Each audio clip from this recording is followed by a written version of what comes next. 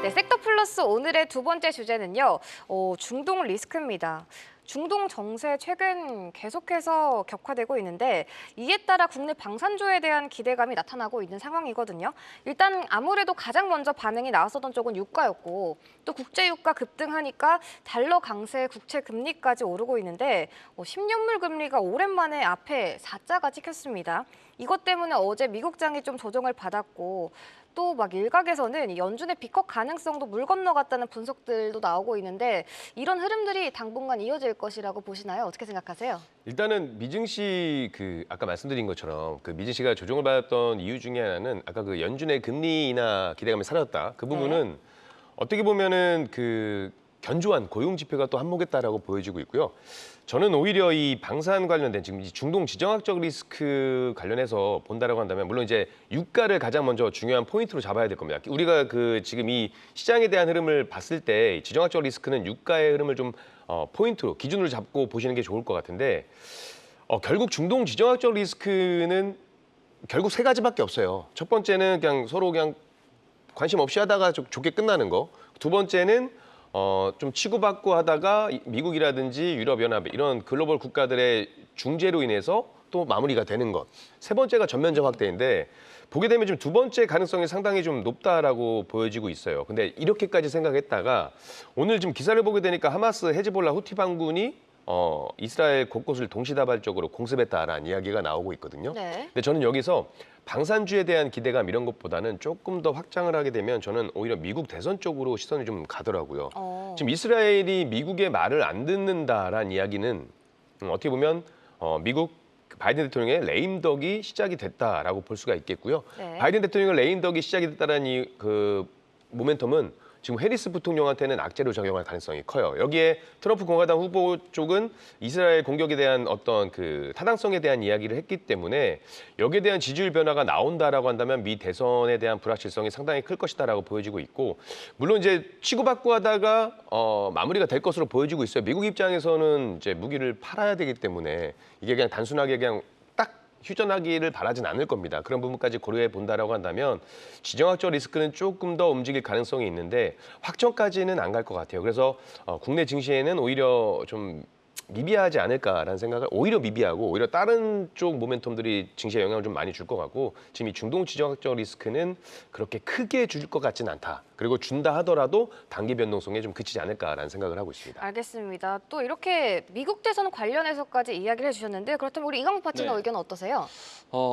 일단은 헤즈볼라 이스라엘, 또 이스라엘과 또 레바논, 네. 또 이스라엘과 또 이란 이 문제가 단기간에 끝나지 않을 것 같아요. 미 대선 때까지 계속 여지가 남아 있을 것 같아요.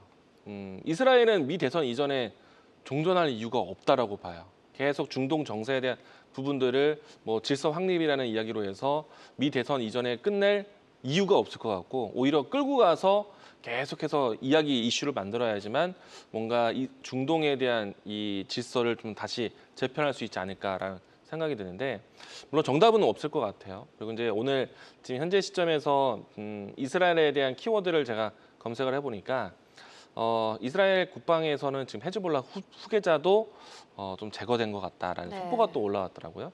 그러니까 이제 사실은 계속해서 이제 분쟁에 대한 부분들이 좀 진행되면서 시장은 아직은 반항은 안 하고 있지만은 어느 시점에서 지수에 대한 조정의 빌미가 중동발 분쟁이 있지 않을까.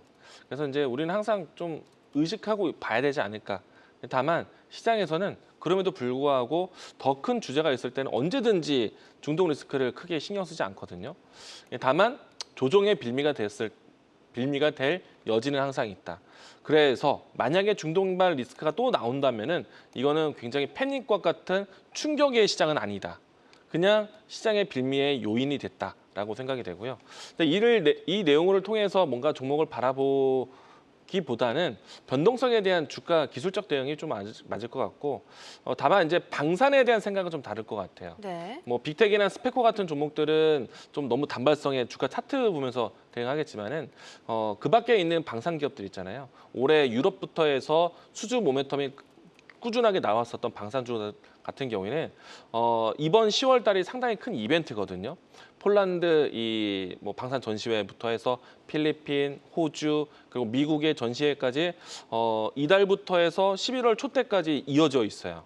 그래서 이제 방산에 대한 수주 모멘텀에 대한 가능성이 있기 때문에 이들 종목들에 대한 연속 수주 또 실적 시즌이라서 실적 개선 이런 내용들을 접근해 보신다면은 LIG 넥스원, 현대로템, 뭐 하나에어로스페이스 그리고 이제 최근에 와서는 한국항공 우주까지도 괜찮을 것 같아요. 네. 그런 관점만 보신다면 저는 좋다라고 이야기 드리겠습니다. 알겠습니다. 또 이렇게 방산주 관련해서 긍정적으로 전망해 주셨는데 국제유가 급등하자 오늘 또 석유주도 시세가 나와줬거든요. 석유화학 쪽도 궁금해요. 이 하반기 업황에 대해서 계속 불황일 것이란 이야기도 계속 나왔었고 그렇다면 이제 조금 업황 개선을 기대해봐도 좋을 시점인 걸까요?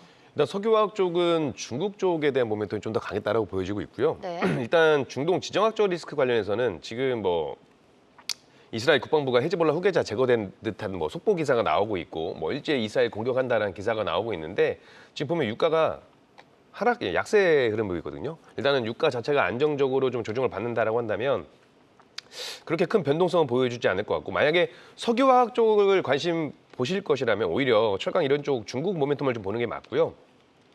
물론 이제 그 지정학적 리스크 나올 때 흥구석유라든지 이런 종목들이 단기적으로 변동성을 보이긴 하겠습니다만 이건 말 그대로 그 이슈에 따른 모멘텀을 움직이기 때문에 단기적으로 대응하셔야 된다라고 말씀드리고 싶습니다. 알겠습니다. 이렇게 국제유가와 방산, 석유화학까지 중동 리스크 관련한 이야기 나눠봤고요.